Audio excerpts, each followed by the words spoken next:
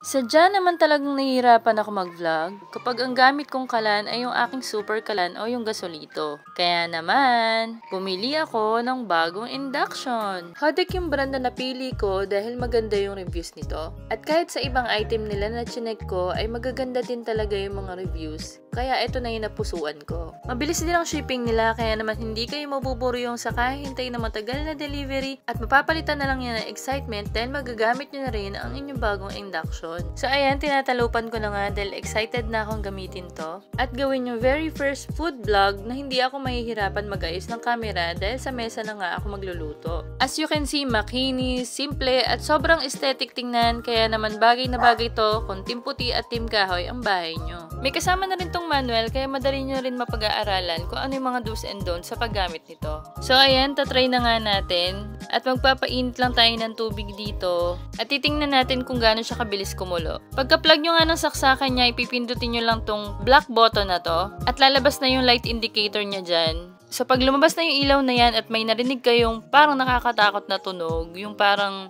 may nagbabacuum ganun. Pwede nyo na siyang pihitin kung gaano kalakas or kahina yung gusto nyong init. Sobrang dali lang niya gamitin guys dahil parang gumagamit lang din kayo ng kalan. Dahil papihit-pihit nga lang kayo dyan, ang kaibahan nga lang de kuryente to at walang apoy. So ayan nga, chinek ko na yung pinapainit natin at eto na nga, wala pang 1 minuto, kumulo na agad. Kaya so far, goods na goods naman to para sa akin at advice ko na lang din na basahin nyo mabuti yung manual para aware kayo kung anong mga klaseng pot yung pwede nyong gamitin dito.